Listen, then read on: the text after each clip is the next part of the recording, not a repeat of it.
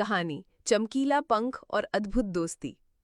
एक बार की बात है, एक छोटी सी प्यारी बच्ची थी, मीना। वो सिर्फ 4 साल की थी। गोल मटोल गाल, बड़ी बड़ी जिज्ञासु आंखें और हमेशा पीली ड्रेस पहनती थी, जिसके बालों में एक लाल फूल सजा रहता। एक सुबह वो अपने बगीचे में तितलियों के पीछे भाग रही थी। तभी उसे झाड़ियों में एक हल्की सी रोशनी टिमटिमाती दिखी। जब वो पास गई तो देखा, एक छोटा सा जादुई पंछी टिंकू सुनहरे पिंजरे में फंसा था। उसके पंख इंद्रधनुषी थे और पूंछ से चमकदार धूल झर रही थी। मीना ने प्यार से कहा, डरो मत, मैं तुम्हारी मदद करूंगी। टिंकू ने कृतज्ञता से पंख फड़फड़ाए और धीरे से बोला, तुम मेरी आखिरी उम्मीद हो। मुझे उस अंधेरा रानी तक वापस जाना है जिसने मुझे यहाँ कैद कर दिया, क्योंकि वो अब किसी पर विश्वास नहीं करती। मीना और टिंकू जंगल की ओर चल पड़े, जहाँ हर पेड़ रहस्यमयी चमक से भरा था।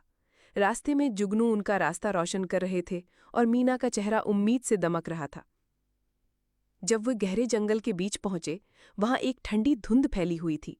उस धुंध में बैठी थी अंधेरा रानी।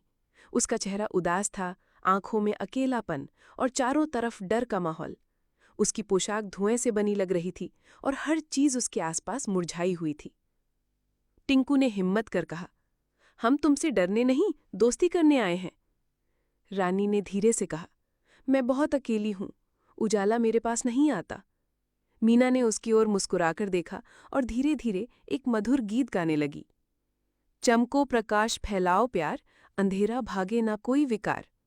गीत के साथ साथ टिंकू के पंख चमकने लगे। उसकी रोशनी अंधेरा रानी की ओर बढ़ी और कुछ ही पलों में उसके चारों ओर के बादल हटने लगे।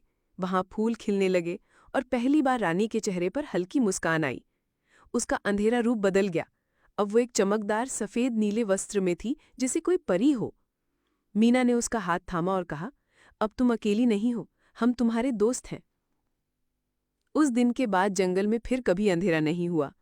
मीना, टिंकू और अंधेरा रानी ने मिलकर हर कोने में रोशनी और दोस्ती फैला दी। बच्चे वहां खेलने लगे, फूल हमेशा खिले रहे और तीनों की दोस्ती एक मिसाल बन गई।